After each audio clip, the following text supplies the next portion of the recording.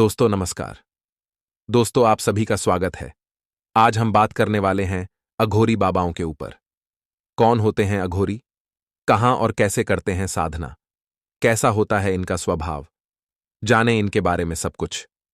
तो चलिए शुरू करते हैं आपका समय गवाए बिना। कुछ शब्द ऐसे होते हैं जो कानों में पड़ते ही एक ऐसी छवि को जहन में पेश करते हैं जिन्हें समझना थोड़ा मुश्किल हो जाता है, लेकिन ये आकर्षित करते हैं। अघोर या अघोरी शब्द के साथ भी ऐसा ही है। अघोरी शब्द का संस्कृत में अर्थ उजाले की ओर बताया गया है। वहीं अघोर का मतलब और घोर, यानी जो कि घोर नहीं हो और सरल हो। हालांकि इनका स्वरूप वास्तव में डरावना होता है, लेकिन अध्यात्म की भाषा में अघोर बनने की पहली क्रिया मन से घृणा को निकालना होता है। मूलतः अघोरी शमशान जैसी जगहों पर सहजता से रहते हैं और तंत्र क्रियाएं सीखते हैं। सामान्यतः समाज जिन चीजों से घृणा करता है, अघोरी उसे अपनाते हैं। अघोर पंथ का इतिहास ये है।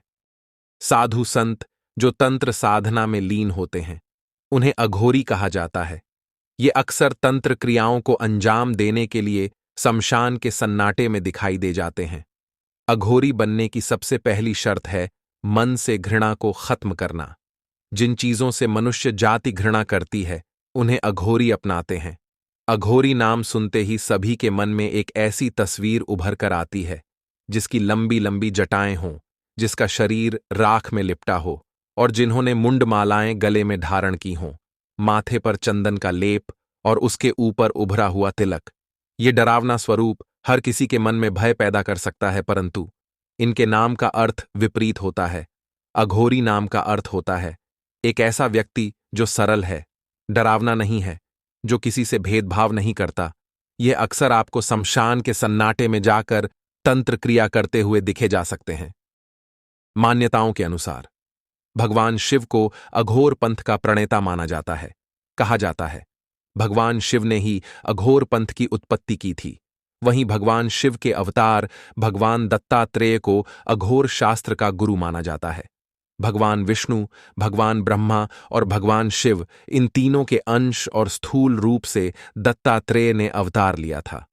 अघोर संप्रदाय में बाबा कीनाराम की पूजा की जाती है। इस संप्रदाय के अघोरी भगवान शिव के अनुयायी माने जाते हैं। अघोरी कहां और कैसे करते हैं साधना? मान्यता के अनुसार शमशान घाट में अघोरी 3 तरह से साधना करते पाए जाते हैं। पहली शमशान साधना, दूसरी शिव साधना और तीसरी शव साधना। इस तरह की साधनाएं कामाख्या पीठ के शमशान, तारापीठ के शमशान, त्र्यंबकेश्वर और उज्जैन के चक्र तीर्थ के शमशान में की जाती है। मान्यताओं के अनुसार अघोरी जब शव के ऊपर पैर रखकर साधना करता है तो वह शिव और शव साधना कही जाती है। इस साधना का मूल भगवान शिव की छाती पर माता पार्वती का पैर रखा हुआ माना जाता है। इस साधना में प्रसाद के रूप में मुर्दे को मांस और मदिरा चढ़ाई जाती है। इसके अलावा तीसरी साधना शमशान साधना मानी जाती है। इस साधना में परिवार के लोगों को भी शामिल किया जा सकता है। इस साधना के दौरान मुर्दे के स्थान पर शवपीठ की पूजा की जाती है। इस जगह पर प्रसाद के रूप में मांस मदिरा के स्थान पर मावा अर्पित किया जाता है। ऐसा होता है अघोरियों का स्वभाव। मान्यताओं के अनुसार अघोरियों का स्वभाव बड़ा ही रूखा होता है। ऊपर से भले ही यह आपको रूखे नजर आते हैं, परंतु इनके मन में जन कल्याण की भावना निहित होती है। कहा जाता है यदि अघोरी किसी व्यक्ति पर प्रसन्न हो जाते हैं तो अपनी सिद्धियों का शुभ फल देने में कभी पीछे नहीं हटते और अपनी तांत्रिक क्रियाओं का रहस्य भी उस व्यक्ति के सामने उजागर कर देते हैं।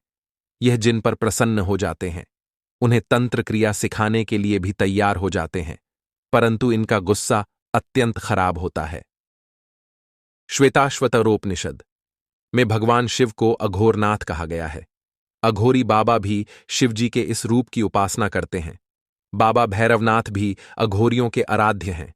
जानते हैं अघोरियों की रहस्यमयी दुनिया से जुड़े अनजाने पहलू के बारे में। कौन है अघोरी? ये क्या खाते हैं? इनका जीवन कैसा है? और वो बातें जो अघोरियों को अन्य साधकों से अलग बनाती है। तो चलिए अब जानते हैं अघोरियों के काम और साधना के बारे में। अघोरी खाते हैं कच्चा मांस। कहते हैं कि अघोरियों ने खुद इस बात को माना है कि वे शमशान में रहते हैं और अधजले शवों को निकालकर उसका मांस खाते हैं। हालांकि ये बात आम जनमानस को विभत्स लग सकती है, लेकिन इसके पीछे माना जाता है कि ऐसा करना अघोरियों की तंत्र क्रिया की शक्ति को प्रबल बनाता है। शिव और शव उपासक होते हैं अघोरी। भगवान शिव के 5 रूपों में एक अघोर भी है। अघोरी भी शिव जी के उपासक होते हैं और शिव साधना में लीन होते हैं। इसके साथ ही ये शव के पास बैठकर भी साधना करते हैं, क्योंकि ये शव को शिव प्राप्ति का मार्ग कहते हैं। ये अपनी साधना में शव के मांस और मदिरा का भोग लगाते हैं। एक पैर पर खड़े होकर शिव जी की साधना करते हैं और शमशान में बैठकर हवन करते हैं। शव के साथ बनाते हैं शारीरिक संबंध। शव के साथ अघोरी बाबाओं के शारीरिक संबंध बनाने की प्रचलित धारणा है और खुद अघोरी भी इस बात को स्वीकार करते हैं। इसे वह शिव और शक्ति की उपासना का तरीका मानते हैं। उनका मानना है कि यदि शव के साथ शारीरिक क्रिया के दौरान यदि मन ईश्वर की भक्ति में लगा रहे तो यह साधना का सबसे ऊंचा स्तर है। ब्रह्मचर्य का पालन नहीं करते अघोरी। अन्य साधु संत जहां ब्रह्मचर्य का पालन करते हैं, वहीं अघोरी ब्रह्मचर्य का पालन नहीं करते हैं। केवल शव ही नहीं, बल्कि जीवितों के साथ भी अघोरी संबंध बनाते हैं। ये शरीर पर राख लपेटकर और ढोल नगाड़ों के बीच शारीरिक संबंध बनाते हैं। इतना ही नहीं, जब महिला का मासिक चल रहा होता है, तब ये खासतौर से शारीरिक संबंध बनाते हैं। यह क्रिया भी साधना का ही अंग मानी जाती है। माना जाता है इससे अघोरियों की शक्ति बढ़ती है। नरमुंड धारण करते हैं अघोरी। अघोरी अपने पास हमेशा नरमुंड यानी इंसानी खोपड़ी को रखते हैं। इसे कापालिका कहा जाता है। शिव के अनुयायी होने के कारण अघोरी नरमुंड रखते हैं और इसका प्रयोग वे अपने भोजन पात्र के रूप में करते हैं। इसके पीछे यह मान्यता है कि एक बार शिवजी ने ब्रह्मा जी का सिर काट दिया था और उनके सिर को लेकर पूरे ब्रह्मांड के चक्कर लगाए थे। अघोरियों की अनोखी दुनिया। अघोरी हिंदू धर्म का ही एक अंग है, इसलिए इन्हें अघोरी संप्रदाय या अघोर पंथ कहा जाता है। अघोरी देश भर में हैं, लेकिन काशी और वाराणसी में सबसे अधिक अघोरी मिलते हैं। औघड़, सरभंगी और घुरे। अघोरियों की ये 3 शाखाएं होती हैं। किनाराम अघोरी को अघोरियों का बाबा कहा जाता है। ये कालूराम के शिष्य थे। किनाराम बाबा अघोरी ने गीतावली, विवेक सार और राम गीता की रचना की है। कीनाराम का देहांत 1826 में हुआ था।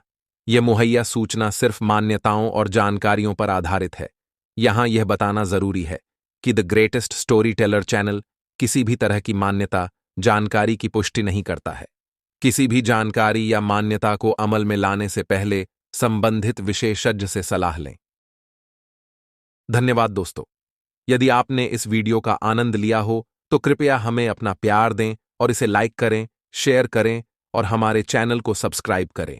आपका समर्थन हमारे लिए महत्वपूर्ण है।